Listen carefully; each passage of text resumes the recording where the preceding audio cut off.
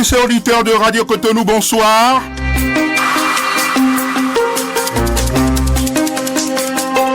Il n'est plus un secret aujourd'hui qu'au nombre des parties vitales du corps humain, le ventre est en bonne place. L'abdomen et toutes les pathologies qui le guettent l'entraînent parfois vers les échographies abdominales ou des complications éventuelles, voire des interventions chirurgicales, hélas. Heureusement, des compétences avérées en gastro-entérologie existent chez nous au Bénin pour aider les populations. Mais comment ça se passe? Comment peut-on, ce soir d'ailleurs, se mettre à l'abri de ces affections? Tapis rouge, aujourd'hui, pour le docteur Raimi Possou, gastro-entérologue de son état. Vous l'entendrez d'ailleurs dans un instant. Et puis, parole sera accordée aux aimables auditeurs pour leurs préoccupations. Merci de nous recevoir chez vous.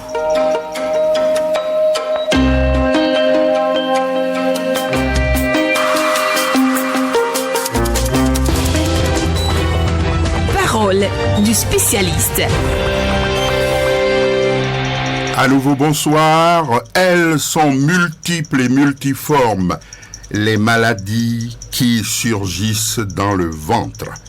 Les ulcères, les colites, les hépatites, les cirrhoses de foie, etc., etc. Docteur Raimi Possou, bonsoir. Bonsoir, Monsieur Béra. Alors, vous êtes docteur Raimi Possou, docteur agrégé. Absolument. Tout à fait. Très bien. Bienvenue dans ce studio et merci d'avoir accepté, bien entendu, notre invitation, accepté de venir nous développer tout cela. Alors, commençons d'abord par la formalité des présentations. Est-ce que déjà vous pouvez vous présenter, docteur Raimi Possou? Oui, bien sûr, Monsieur Béra. Je suis le docteur Aboudou Raimi Possou. Je suis hépato-gastro-entérologue, c'est-à-dire un spécialiste des maladies de l'appareil digestif. Je travaille dans le service d'hépato-gastro-entérologie du Centre national hospitalier Hubert Koutoukou Manga de Cotonou et j'enseigne à la faculté des sciences de la santé de Cotonou. Voilà, Monsieur Béra. Oui, voilà, c'est un peu ce que vous pouvez vous dire. Voilà, donc vous exercez au CNASU. Oui. Aujourd'hui, le CNASU et puis l'hôpital des armées, c'est ensemble là maintenant. Ça a fusionné. Bon, alors compte tenu de vos compétences aussi, je crois que vous officiez dans d'autres cliniques ou... non, on n'a plus le droit. Ah oui, c'était un piège que je vous tendais. Oui, parce que je sais que vous n'en avez plus le droit et vous particulièrement, je sais que vous êtes très studieux et respectueux des règles, voyez-vous, de la République. Et je sais que non, vous n'allez plus ailleurs, on vous voyait dans d'autres cliniques, mais depuis que l'État a dit, ça va, ça suffit, je vous suis. Hein. Bon, absolument. Donc, après cette formalité de présentation, on va entrer dans le vif du sujet. Alors, la science de la gastro-entérologie. Alors, qu'est-ce que ça recouvre concrètement? Qu'est-ce que ça recouvre? Oui, la gastro-entérologie est en fait, de manière plus précise, l'hépato-gastro-entérologie, parce que c'est le terme le plus complet de la spécialité.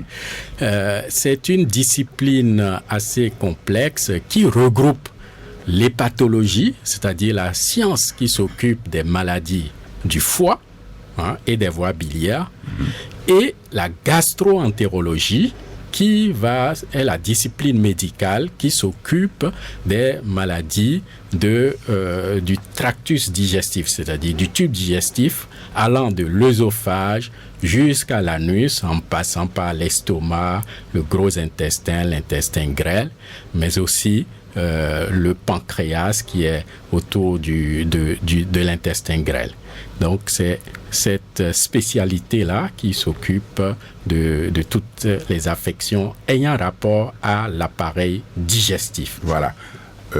Alors, je vais tout de suite vous demander, parce que vous allez me poser cette question, gastro-entérologie et hépatologie. Donc, hépatologie. Voilà. Alors, oui, bien sûr, hépatologie. Oui, bon, et quand on abrège, on dit hépato-gastro-entérologie. Voilà. Exactement. Oui. Mais pour faire court, je crois que souvent, vous dites gastro-entérologie. Tout simplement, pour faire court. Alors qu'en réalité, il y a les trois branches. Voilà. Les trois branches. Hépato-gastro-entérologie. Vous avez expliqué tout à l'heure, mais couramment, on dit gastro-entérologie. En effet. Alors, quand on fouille un peu, on a comme l'impression qu'il y a un petit conflit d'attribution entre les nutritionnistes qui parlent de nourriture, de comment il faut se nourrir pour ne pas être malade et tout. Et vous aussi, quand quelqu'un mange mal ou bien quand il a des problèmes, bon, parce que ça peut agir sur son foie, ça peut agir sur etc. C'est vous qu'on va voir. Alors, quelle est la nuance entre les nutritionnistes et les gastro-entérologues? Alors, la nutrition, c'est la discipline médicale qui va étudier les processus qui interviennent dans la transformation des aliments et leur utilisation par l'organisme. C'est ça. Et donc, les spécialistes médicaux qui s'occupent de cette discipline-là sont les nutritionnistes. C'est ça. Il y a les diététiciens qui sont les paramédicaux qui s'occupent de la nutrition. Très bien. Voilà. Très bien. Donc, les nutritionnistes vont surtout s'occuper des rapports entre les aliments et l'organisme humain. C'est-à-dire que, par exemple, les problèmes ayant rapport à une insuffisance d'apport alimentaire, on appelle ça la dénutrition, ou bien que la personne soit en excès d'aliments, c'est les obésités et autres. Donc, tous ces aspects sont étudiés par les nutritionnistes. Donc, eux, ils vont apprendre comment manger pour ne pas être trop gros ni trop maigre. Voilà, comment être en bon état sur le plan nutritionnel. Alors que la gastro-entérologie va s'occuper surtout de la prévention, du diagnostic et du traitement des maladies qui ont rapport avec l'appareil digestif, lequel appareil intervient dans l'absorption l'absorption et la digestion donc des aliments. C'est ça. Voilà. C'est ça. Maintenant, un hépato-gastro-entérologue peut se surspécialiser en nutrition en plus. Voilà. Il peut faire en plus de la nutrition. Et c'est le cas, par exemple, pour moi, j'ai fait une formation supplémentaire en nutrition. Voilà. Donc, vous êtes complet, là. Option. Vous êtes complet, quoi. Tout à fait. Oui, absolument. Là, vous êtes vraiment le prototype même du bon hépato-gastro-entérologue. Ah oui, vous avez tout dans votre judiciaire. Absolument. Alors, dites-moi, ou bien vous voulez continuer? Non, je vous pose la question. Voilà, très bien. Alors, je voudrais simplement vous demander de nous dire un peu quelles sont les affections courantes que vous recevez dans ce domaine-là. Je sais que quand on parle de la gastro-entérologie et puis l'hépato également, là, il y a 10 000, enfin, pour ne pas dire qu'il y a beaucoup de maladies, donc beaucoup de pathologies. On ne peut pas tout en citer parce que si on doit tout en citer, il nous faut 5 heures, 6 heures et beaucoup plus. Dites-nous quelles sont les maladies que vous recevez couramment.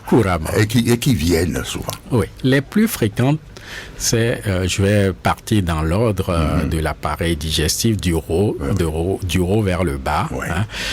D'abord, quand on prend l'œsophage, ce qui est plus fréquent, c'est ce qu'on appelle le reflux gastro-œsophagien. Donc, c'est une maladie qui est caractérisée par le fait que le contenu de l'estomac a tendance à remonter vers l'œsophage. Et ça donne des brûlures.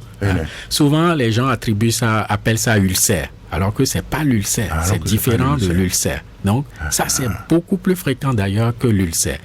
Oui. En fond, ils appellent ça aconzin. Les remontées d'acidité. C'est ça, le reflux gastro-œsophagien. Ensuite, toujours dans l'œsophage, il y a les cancers de l'œsophage. C'est une maladie relativement fréquente. Quand on descend dans l'estomac, c'est avant tout l'ulcère. L'ulcère de l'estomac. L'ulcère peut toucher aussi le duodénum, c'est la partie proximale de l'intestin grêle. Donc, ulcère. À part l'ulcère, il y a l'inflammation de l'estomac due à un microbe qu'on appelle Helicobacter pylori. Et dans ce cas, on parle de gastrite. C'est très fréquent aussi. Exactement. C'est une infection de l'estomac. Voilà pour l'estomac. Quand on descend plus loin, l'intestin grêle. L'intestin grêle, là, on peut avoir des troubles de la digestion qui sont regroupés. Ça touche à la fois l'intestin grêle et le gros intestin. On appelle ça des troubles fonctionnels intestinaux. Mais dans ces maladies, c'est juste fonctionnel. Il n'y a pas de cause. On digère mal, on se sent ballonné, on peut avoir de la diarrhée ou plutôt avoir du mal à aller à la selle et on a beau chercher, on ne trouve rien. Troubles fonctionnels intestinaux. Ensuite, nous avons parmi ces troubles fonctionnels intestinaux, il y a la constipation fonctionnelle d'ailleurs. Les gens ont du mal à aller à la selle et on ne trouve aucune cause. Voilà. Ensuite, il y a sur le plan du gros intestin, ce qu'on appelle les colites, notamment par exemple la colite amébienne qu'on appelle encore la dysentérie. Mais aussi le cancer du côlon. Le cancer du côlon, c'est une maladie assez fréquente. D'ailleurs, à tous les étages de l'appareil digestif, on peut avoir le cancer. Il y a le cancer de l'œsophage, le cancer de l'estomac, mais le cancer du côlon est beaucoup plus fréquent que les autres cancers. Ensuite, quand on descend plus bas, on arrive au niveau de l'anus. Il y a les maladies de l'anus, notamment la maladie hémorroïdaire. C'est ce qu'on appelle couramment hémorroïde. Et ça saigne, ça sort. C'est ça, les hémorroïdes. Ensuite, il y a la fissure anale. Là, c'est une petite plaie au niveau de l'anus, le plus souvent due à la constipation des selles difficiles. Et quand la selle est très dure, ça déchire l'anus et ça crée une fissure anale. Ensuite, on a les maladies ayant rapport avec les organes annexes de l'appareil du tractus digestif, tels que le foie. Et quand on arrive au niveau du foie, il y a avant tout l'hépatite. Hépatite, surtout les hépatites virales. C'est de loin la première cause de recours aux soins chez nous. C'est le premier motif de consultation dans notre service. Hépatite virale. Donc, c'est dire que c'est très fréquent. Hépatite virale B et moins fréquemment l'hépatite virale C. On peut revenir après sur ces maladies-là. Ensuite, on a la cirrhose. La cirrhose qui est en fait le plus souvent une complication de l'hépatite virale.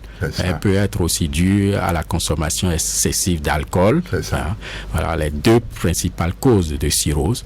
Et comme autre maladie du foie, on a le foie gras. On appelle ça la stéatose hépatique. Et c'est quelque chose qui est en train d'augmenter en fréquence dans les pays développés parce qu'on mange trop riche, on prend du poids et le foie s'accumule en graisse.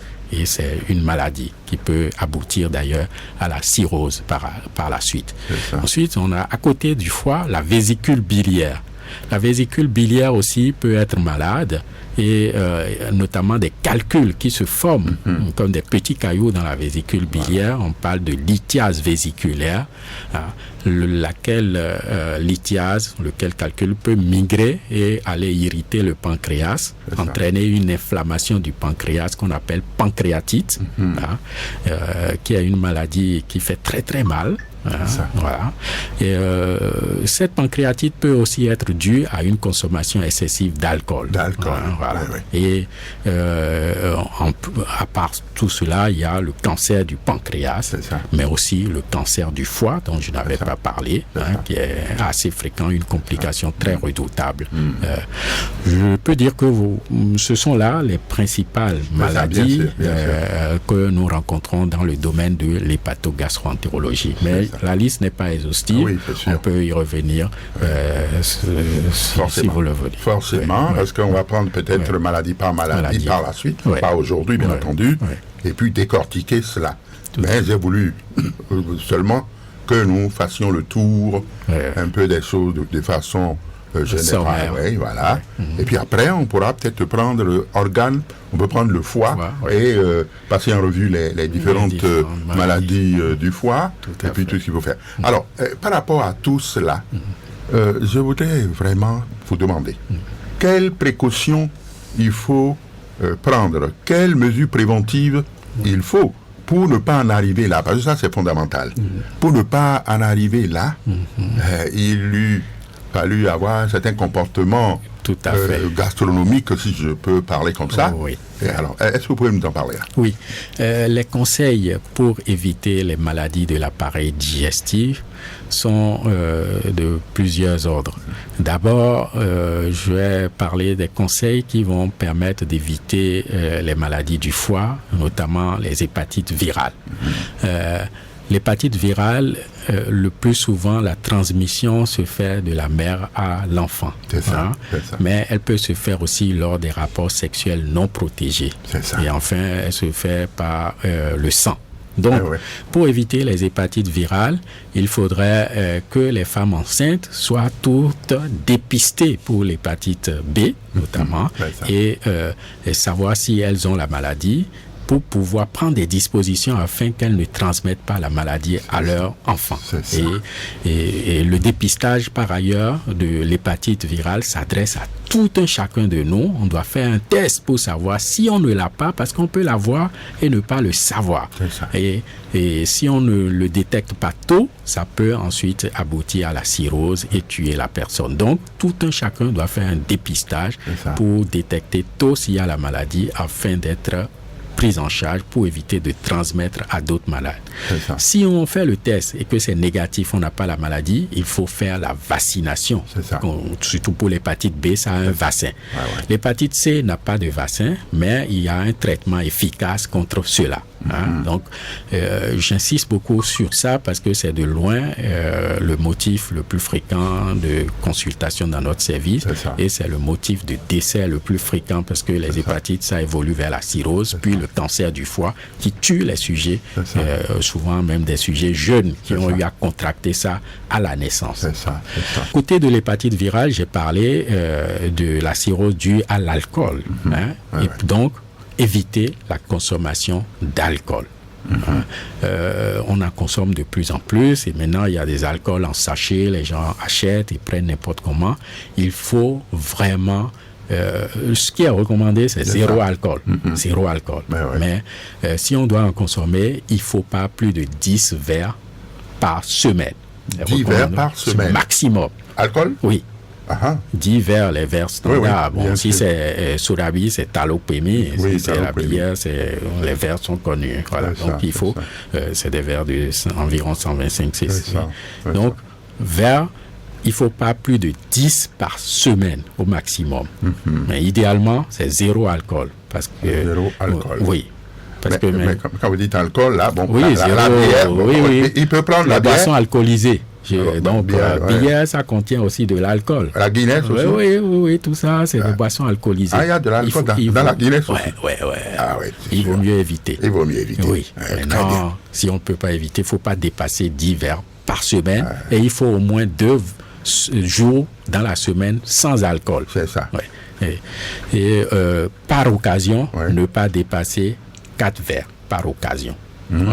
C'est-à-dire, si on ne boit pas beaucoup, mais quand il y a la fête, il faut savoir se limiter. Parce que le fait de consommer, même si on n'en avait pas l'habitude, si on consomme une grande quantité d'un seul coup, c'est aussi une cause de maladie du foie.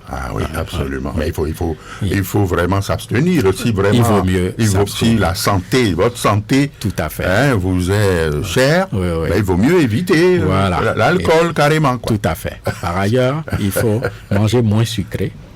Et pratiquer de l'activité physique parce que le sucre, la consommation excessive de sucre et le manque d'activité physique entraînent une accumulation de graisse dans le foie qui favorise le foie gras. C'est ça. Et donc, contrôler son poids, il ne faut pas trop prendre du poids, parce que c'est aussi un facteur de risque de maladie du foie. C'est ça. Voilà. Maintenant, donc, en gros, pour les maladies du foie, c'est ce qu'il faut faire. Éviter de contracter l'hépatite B en se vaccinant, en se faisant détecter, éviter l'alcool, et pratiquer de l'activité physique, manger moins sucré. Pour les maladies de l'œsophage, notamment le reflux gastro-œsophagien, un des facteurs favorisants, c'est l'obésité. Donc, le fait d'être en surpoids. Et donc, il faut ne pas trop prendre du poids ou en perdre lorsqu'on est en surpoids, en pratiquant de l'activité physique et en réduisant les quantités d'aliments. Éviter de faire de gros repas. Parce que plus l'estomac est rempli, plus ça a tendance à remonter. Quant à l'ulcère, qui est la principale maladie de l'estomac, pour prévenir cela, l'ulcère est dû essentiellement à deux éléments. Soit les médicaments qu'on appelle des anti-inflammatoires, les médicaments comme ibuprofène, diclofenac, c'est en vente libre et les gens achètent, ça vient du Nigeria et tout. Dès qu'on a mal un peu dans le dos, on achète ces anti-inflammatoires et on les prend n'importe comment. Or, ces anti-inflammatoires créent des plaies dans l'estomac ou le duodénum qu'on appelle ulcère. Donc, c'est un des facteurs favorisants. Et plus on augmente en âge, plus il y a des risques que ces médicaments soient néfastes pour l'estomac. Or, c'est plus souvent les personnes âgées qui ont des douleurs, qui ont tendance à prendre ces médicaments, de sorte qu'après, ils commencent à vomir du sang. On appelle ça hémorragie digestive. C'est une complication des ulcères et c'est la raison qui va les amener à l'hôpital dans notre service. Hémorragie digestive, saignement en vomissant du sang ou en chiant du sang, et du fait de l'ulcère qui a été créé notamment par la prise de médicaments anti-inflammatoires. À part les anti-inflammatoires, la deuxième cause d'ulcère, c'est l'infection par Helicobacter pylori. C'est un microbe qu'on contracte dans l'environnement par les mains sales notamment, et qui va entraîner une inflammation chronique dans l'estomac et parfois aboutir à l'ulcère. Donc, en prenant les mesures, donc se laver les mains régulièrement, après, on peut éviter. Parce que c'est très important. Helicobacter pylori. Moi, j'en ai entendu souvent parler. Et puis, on vous envoie quelque part pour faire des analyses, on voit les niveaux. Tout à fait. C'est ça. Donc, il va falloir éviter. Il faut prendre ces précautions. Et pour éviter le cancer de l'estomac, il faut non seulement éviter donc d'avoir de l'ulcère par les mesures qu'on a citées précédemment, mais aussi manger moins salé et moins les aliments fumés. Il a été montré que le fait de consommer trop de sel et trop d'aliments fumés augmentait le risque de cancer de l'estomac. Et d'ailleurs, depuis qu'on dispose de frigo, il y a moins de cancer de l'estomac un peu dans le monde, parce qu'avant on conservait les aliments par la salaison et le fait de les saler ou de les fumer et sécher. Maintenant on fait moins ça parce qu'on peut conserver dans le frigo et ça a réduit d'ailleurs la fréquence des cancers de l'estomac. Toutefois, il y a encore assez de cancers de l'estomac et donc manger moins salé, moins fumé, les aliments moins fumés et pratiquer une activité physique régulière, manger assez de fruits et légumes. C'est très important pour la santé. Quant aux maladies du gros intestin, notamment le côlon, il faut manger assez de fruits, des légumes, pratiquer une activité physique régulière. Et dès qu'on a des moindres signes d'alarme, et ce qu'on appelle les signes d'alarme, c'est le fait de maigrir un peu, d'avoir du sang dans les selles. Si on a du sang dans les selles, c'est pas banal. Il faut consulter. Ce d'autant qu'on maigrit et qu'on manque de sang, on appelle ça des signes d'alarme. C'est des signes qui peuvent traduire qu'il y a un cancer, notamment du côlon, qui a commencé. Et donc, dès qu'on ressent ces éléments, il faut consulter un spécialiste pour faire un examen qu'on appelle une coloscopie, regarder dans le gros intestin et détecter. Le cancer du côlon commence en général par ce qu'on appelle des polypes. C'est des petites tumeurs qui ne sont pas encore cancéreuses, qu'on peut enlever pour éviter que ça évolue vers le cancer. Et d'ailleurs, dans les pays développés, dès 50 ans, on détecte, même quand la personne ne ressent rien, tous les 2 ans, on lui fait un test pour rechercher est-ce qu'il y a déjà des traces de sang digéré dans ces selles. Et si c'est positif, on fait la coloscopie pour détecter tôt un début de cancer du côlon, ce qui évite que la personne meure du fait du cancer du côlon. Voilà, en gros, les principales mesures pour éviter les maladies de l'appareil digestif. Il y a peut-être des sujets qui rôtent souvent. Ouais. Ce n'est pas la même chose que ce que vous aviez dit. Le reflux gastro-œsophagien. Voilà, c'est pas la même chose. Hein? Non, pas tout à fait. Voilà. Mais le reflux gastro-œsophagien peut se traduire par le fait de rôter aussi. Oui, mais on peut rôter sans que ce soit dû au reflux. Après, le fait de rôter n'est pas forcément une maladie. Hein. Après un bon repas, voilà, on peut rôter. Ouais, c'est pour éliminer l'excès de gaz qu'on a emmagasiné. Parce que pendant qu'on mange, surtout si on mange trop vite, on ingurgite de l'air. Et c'est cet air-là qu'on rejette après en rôtant. C'est ça. Donc, c'est pas forcément un problème. Oui, bien sûr. Alors, donc, je crois qu'on a fait le tour. Et est-ce que, bon, inutile de vous demander si on peut être surpris par ces maladies-là. On peut être surpris. Ça peut vous surprendre. Ça peut surprendre, surtout les maladies du foie. Le plus souvent, les maladies du foie ne donnent pas de signes. Le plus souvent, que ce soit les hépatites virales. Chez un certain nombre de malades, les hépatites virales peuvent donner les yeux jaunes, l'ictère, la fièvre et tout, mais le plus souvent, on ne ressent rien. Et ça peut persister dans l'organisme et à la longue, ça commence par donner des signes tels que les yeux jaunes, la fatigue. Et là, c'est déjà que la maladie est évoluée. Donc, et là, vous êtes surpris. On vous dit, vous avez un cancer dans le foie. Parce qu'on n'a pas détecté tôt la maladie. C'est pour ça qu'il faut faire des tests de dépistage pour détecter la maladie pendant que c'est encore endormi et qu'il n'y a pas encore de complications. C'est ça. Et là, quand vous intervenez, on peut éliminer ça. Oui, bien sûr.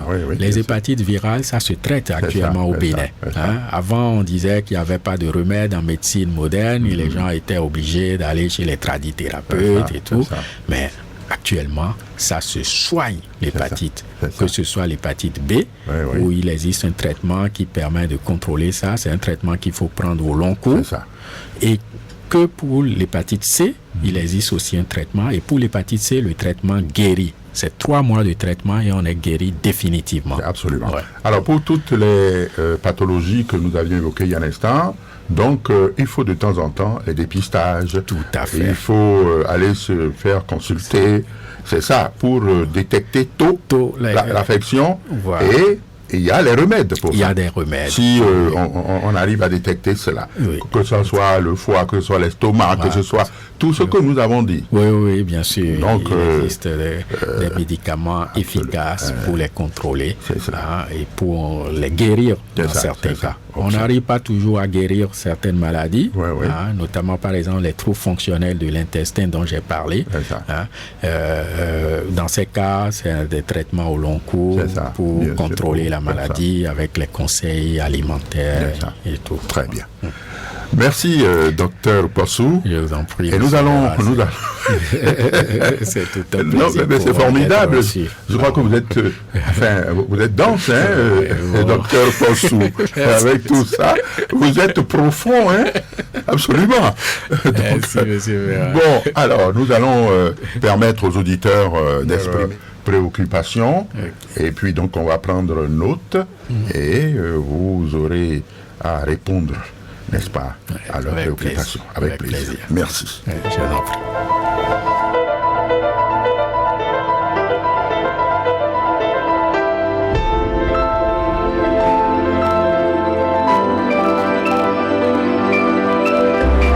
Préoccupation des auditeurs.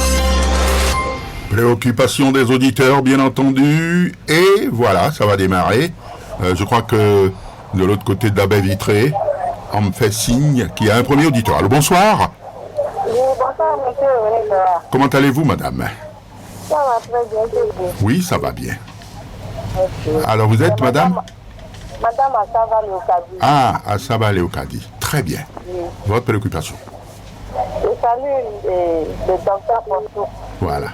Très bien. Bonsoir, Moi, madame. je suis ravie. Bonsoir, monsieur. Je suis ravie d'écouter l'âge toutes ces explications. Oui. Bon, donc les poissons fumés qu'on achète avec les poissons du coucou là, donc il faut éviter tout ça. Il va vous répondre tout à l'heure. Ouais. D'accord. Il va vous répondre tout à l'heure. Merci d'avoir appelé. Merci beaucoup. Ok. Restez à l'écoute, oui, et bien sûr.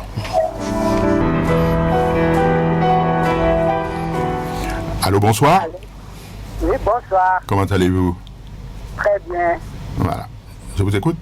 Papa Yahweh, d'abord, je vais commencer par une petite doléance. Oui, oui, allez-y. La fois passée, j'ai tout fait. Mais ça n'a pas marché. Ah bon? Or, j'avais, comme d'habitude, des questions intéressantes. Alors, si on peut, Oui, allez-y. utiliser la technique de Pay My Call, Oui. Hein. pour savoir si j'ai quelque chose à dire, je serais très heureux. Ah oui.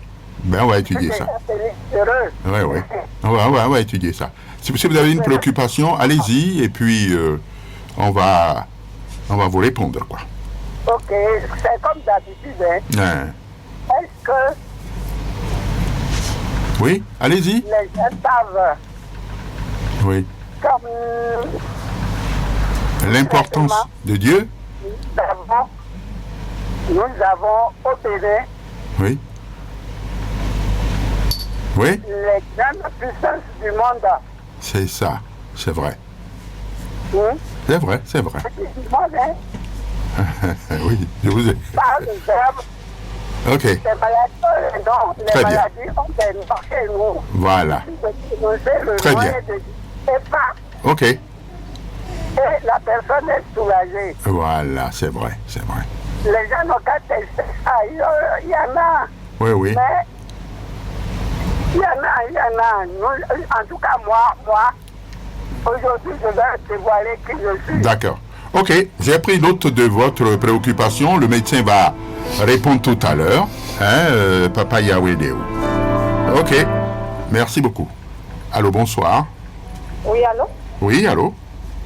Comment allez-vous? Ici, c'est Madame Kéouda, tout ça, nouveau. Madame Kéouda. Dolores. Ah oui. Dolores. Oui. Oui, allez-y, madame. Oui, hépatite B. Hein, Oui, nous entendons, on nous dit souvent que ça ne se guérit pas en médecine moderne. Oui, non? ah, On oui. nous dit que c'est traditionnel, que ça se guérit. Ah oui, Et que si tu ne te réfères pas à la traditionnelle, que c'est zéro. c'est ça. C'est déjà ma première question. bon, oui.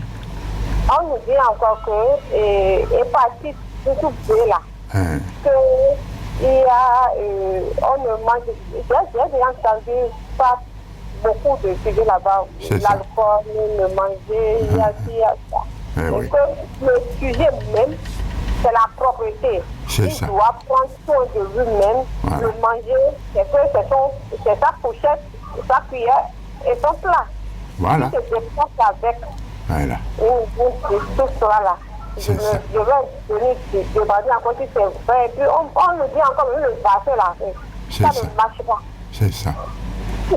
Ok. Ok. Ok. Merci beaucoup. Merci, madame Kéola.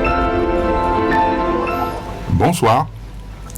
Oui, monsieur Débert, bonsoir. Bonsoir, monsieur. Oui.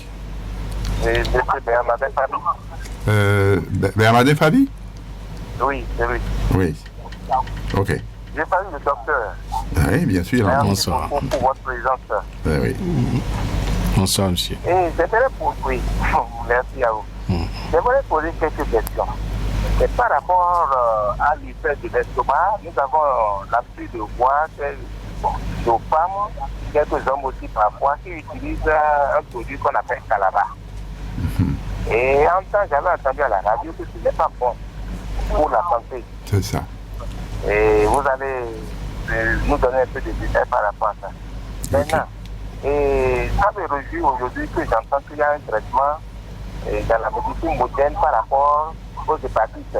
C'est ça. Surtout, vous avez dit la sortie de l'hépatite C, il y a un traitement efficace et que ça part. Et l'hépatite C, normalement, c'est des injections qu'on fait. Est-ce qu'il y a un traitement auparavant, avant l'injection? Parce qu'on dit de faire des analyses plusieurs fois avant de faire l'injection. Ok, merci beaucoup. Merci. Merci d'avoir appelé. Hein. Allô, bonsoir. Bonsoir. Oui. Vous avez l'honneur à M. Sylvestre da Silva. Sylvestre da Silva. Oui. D'accord. Je dis bonsoir à M. René Bawa. Merci. Oh là là, il est parti. Il va revenir. Allô? Allô? Oui, bonsoir monsieur. Oui, bonsoir. J'aimerais vous poser quelques questions. Oui, allez-y vite, Il y a s'il vous des plaît. bourdonnements Bourdonnement. au niveau du ventre Oui, et qui salit rapidement l'air. mais vous ne vous êtes pas présenté, hein? Et on m'appelle Yacinthe Roussino. Ok. Oui, allez-y. Donc, et il entend des bruits dans son ventre, quoi. Uh-huh. Et à chaque moment là, il salit l'air. C'est-à-dire, là, c'est régulièrement. C'est ça, Donc, j'aimerais savoir ce qu'on peut faire pour... c'est ça. Très bien. Ok, merci. Ok, merci beaucoup d'avoir appelé. Bon, on va prendre un dernier pour cette première série. Allô?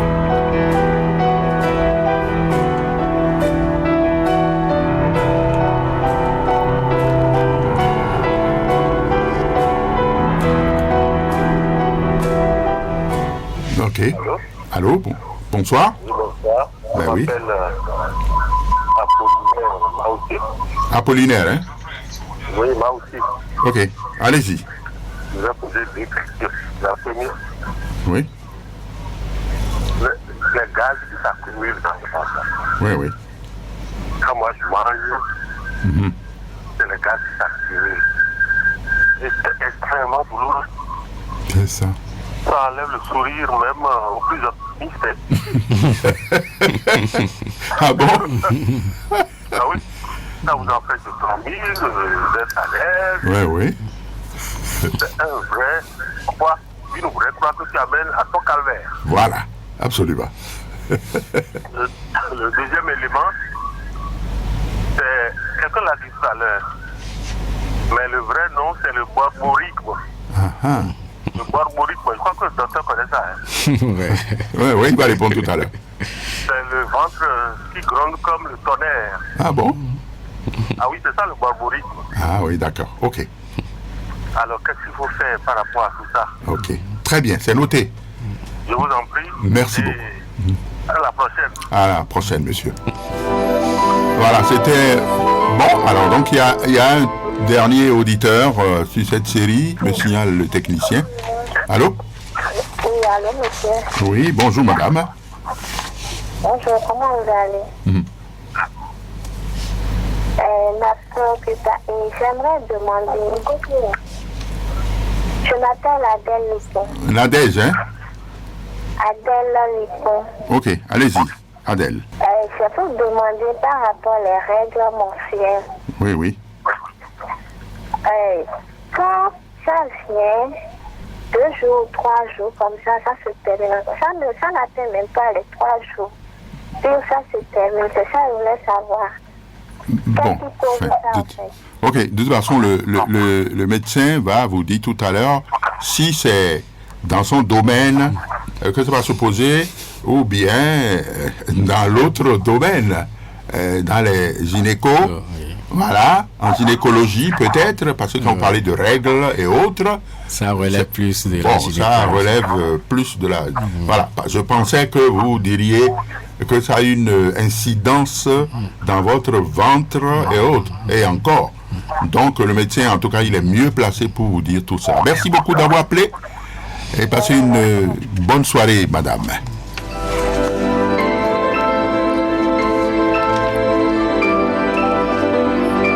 Voilà, très bien. Alors donc on a une première moisson de questions. On va demander au médecin de répondre. Docteur Possou, c'est à vous. Ouais, merci, Monsieur Béra. Je remercie les auditeurs et auditrices qui ont posé des questions. Madame Assaba a demandé si les poissons fumés, on devrait les éviter. En fait, tout est dans la fréquence de consommation. Si on n'en consomme qu'une fois en passant, il n'y a pas de problème. Mais si c'est la base régulière de l'alimentation, ça augmente le risque de cancer de l'estomac. Et ça, c'est prouvé. Donc, il faut moins en consommer. Les aliments fumés, poissons fumés ou viande fumée de façon globale. Donc, il vaut mieux ne pas beaucoup en consommer une fois en passant, d'accord.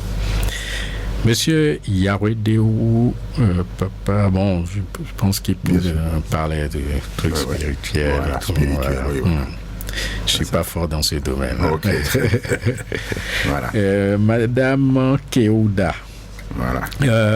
Elle a dit que l'hépatite B ne se guérit pas en médecine moderne. C'est ça. Alors, c'est vrai que le traitement dont on dispose actuellement contre l'hépatite B chronique ne permet pas souvent d'obtenir une guérison totale, mais le traitement bloque la multiplication de virus et empêche la survenue de complications. Et donc, ça a un bénéfice très important, mais contrairement à l'hépatite C, où c'est un traitement de 3 mois et on est guéri, pour l'hépatite B, on n'a pas encore trouvé un tel traitement.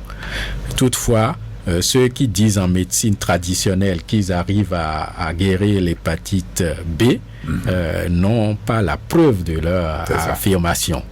La preuve, c'est que après, nous on retrouve ces malades-là qui ont été chez les tradithérapeutes et qui viennent nous voir à des stades de complications, de maladies très évoluées avec le cancer du foie. Donc, je ne conseillerais pas d'aller en médecine traditionnelle pour traiter l'hépatite B. Il vaut mieux venir nous voir pour être suivi. L'alcool, manger, la propreté, la cuillère pour prévenir l'hépatite B. En fait, l'alcool ne favorise pas l'hépatite B. Mais quand on a l'hépatite B et qu'on prend de l'alcool là-dessus, ça augmente les risques de faire la cirrhose du foie et le cancer du foie. Donc, effectivement, il vaut mieux éviter l'alcool. Mais est-ce que le fait de ne pas manger avec les mêmes cuillères prévient l'hépatite B? Non. L'hépatite B ne se transmet pas par l'alimentation. C'est ça. J'ai cité à l'entame les voies de transmission, c'est par le sang, donc les aiguilles, les injections de la mère à l'enfant et par les rapports sexuels non protégés. Donc, il n'y a pas besoin de mettre à part la cuillère et les couverts pour quelqu'un qui a l'hépatite B. Non, on peut utiliser les mêmes couverts.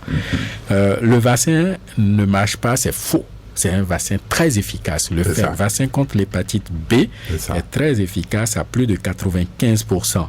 Et d'ailleurs, actuellement, tous les enfants qui naissent à la naissance, dès le jour de la naissance, on les vaccine contre l'hépatite B. Systématiquement. C'est ce qui est recommandé par l'OMS et c'est appliqué au Bénin depuis 2020. Ce qui est une avancée formidable parce que d'ici quelques années, on n'aura plus d'hépatite B dans notre pays. Grâce à cette vaccination à la naissance. Monsieur Favi a dit ulcère, est-ce qu'on peut traiter avec calabar? Le calabar, non, ne guérit pas l'ulcère.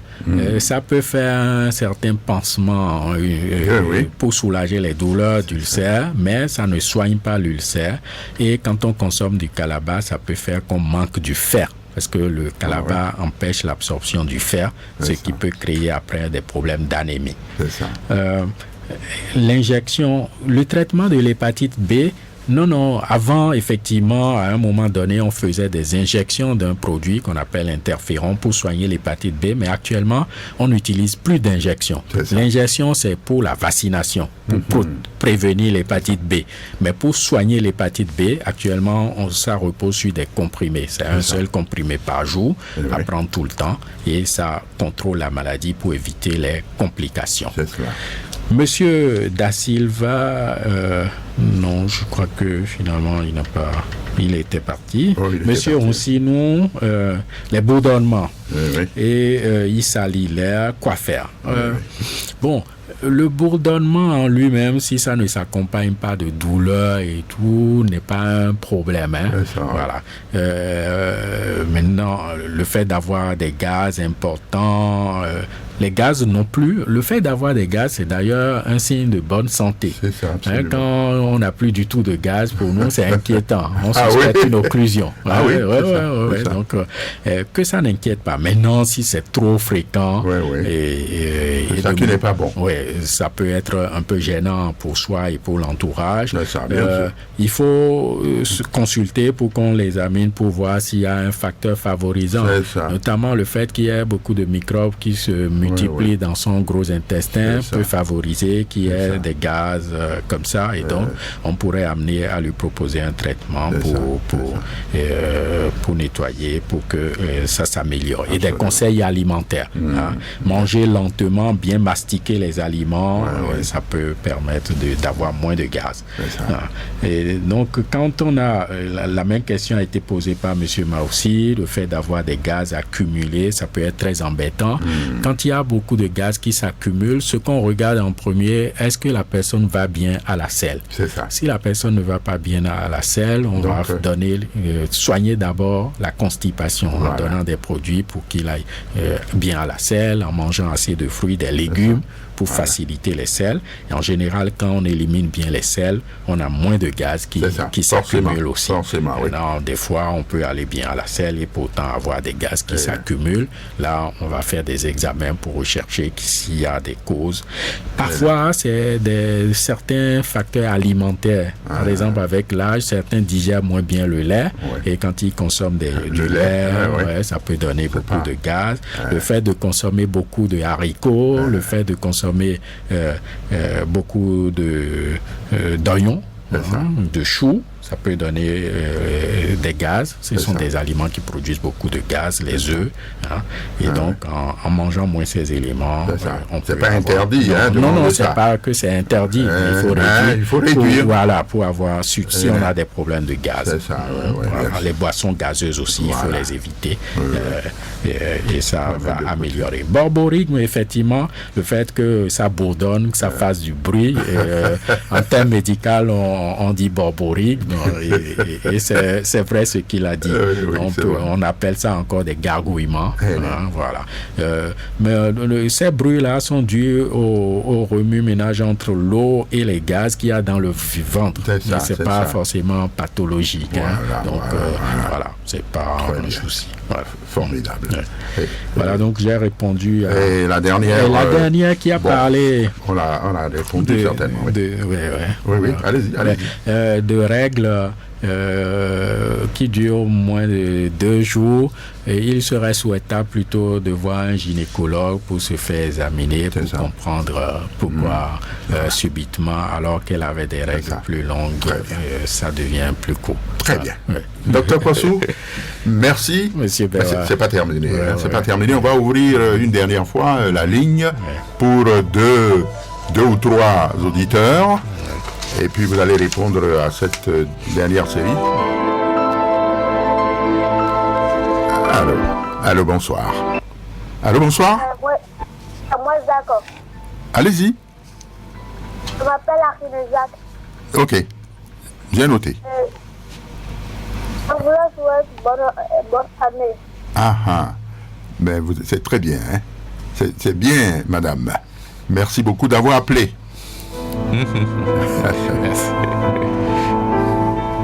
Allô, bonsoir. Bonsoir, monsieur Bérois. Oui, comment allez-vous, madame? Très bien, chez vous. Oui, ça va. Je salue le docteur. Bonsoir, madame. J'ai suivi toutes les explications de long en large. Et c'est madame? Fadonougo Nadine. Ah, Nadine Fadonougo. Ok. Oui, depuis qu'elle a mis au pas. Ok. Mais j'aimerais avoir une explication en ce qui concerne l'hépatite virale. Est-ce qu'on ne peut pas, le ministère de la Santé ou les personnes en charge ne peut pas sensibiliser correctement la population, surtout dans les milieux et reculer les villages, je ne sais quoi, Et puis on va subventionner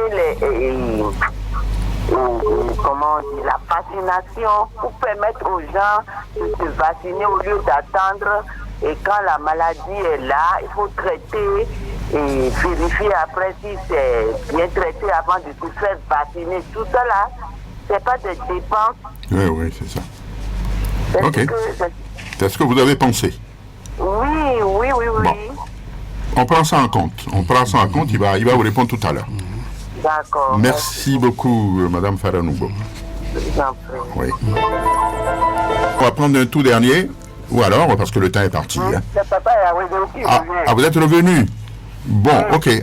Allez-y, parce que le temps est complètement terminé. J'apportais plutôt, on a quelque chose en médecine qu'on appelle test thérapeutique. Vrai ou faux? Test thérapeutique. Oui. C'est-à-dire, on essaie un traitement. Oui. Et on voit si ça marche. Vrai ou faux? C'est ça. Oui. Pourquoi ne pas essayer quelqu'un qui dit qu'il peut? C'est ça. Ok. C'est tout. Voilà. Merci beaucoup. Merci. C'est notre devoir. Papa Yawereu, c'est gentil. Je crois que c'est terminé pour les appels aujourd'hui. S'il y a d'autres préoccupations dans ce domaine, je crois qu'il y aura une autre émission pour ça. Docteur, c'est à vous. Ouais. Merci, M. Bewa. Donc, Mme Fadanoubo parlait de... Nous avons encore quelques 3 minutes. La nécessité d'une prise en charge de l'État. Effectivement, l'État fait des efforts. D'ailleurs, comme je le disais, actuellement, les nouveaux-nés sont vaccinés à la naissance. Mais effectivement, l'action de l'État devrait s'étendre à un dépistage plus étendu en population et pour faire vacciner gratuitement, mais cela nécessite de l'argent. Pour le moment, l'État nous aide dans le traitement et dans le bilan avant la mise sous traitement. La charge virale est faite gratuitement et le traitement de l'hépatite B est subventionné. Celui de l'hépatite C est gratuit. Donc l'État fait quand même des efforts dans ce sens-là. Je crois que c'est... Monsieur, c'est terminé. Oui, c'est terminé parce que les autres n'avaient pas. Voilà, c'est terminé. Donc, pour cette émission, terminus, tout le monde descend. Docteur Raimi Bossou, merci beaucoup d'être venu dans ce studio pour informer nos auditeurs. Et il est évident que ce n'est pas la dernière fois que vous allez venir ici. Nous allons vous rappeler, peut-être dans un mois ou bien dans 3 semaines. Il y a encore beaucoup de choses à dire en hépato-gastro-entérologie. Absolument. Alors, vous pouvez me laisser aux auditeurs votre contact si ils ne vont pas vous venir en consultation. Vous pouvez, parce qu'on sait que vous êtes toujours occupé. Là. Oui. Bon, je peux donner le numéro, mais c'est pas pour prendre rendez-vous comme je travaille au CNHU, je pourrais donner plutôt le numéro de l'hôpital pour prendre rendez-vous. C'est le 99 02 14 50. Voilà. Donc s'il y a besoin d'un rendez-vous à l'hôpital 99 02 14 50 pour prendre un rendez-vous avec Dr Bossou. Oui, tout à fait. Merci beaucoup, docteur. Auditrices, auditeurs, merci également à vous pour votre sympathique attention. On se retrouve mardi prochain pour un autre numéro. Ah oui, c'était bien avec Dr Raimi Bossou. Agréable soirée à toutes et à tous. Dieu vous garde. La mise en onde avait été assurée par Ghislain Abamba. Prise de vue, Job Chipé, bien sûr. En direct avec vous au micro, René Bewa. Bonne soirée à toutes et à tous, encore une fois. Bye bye.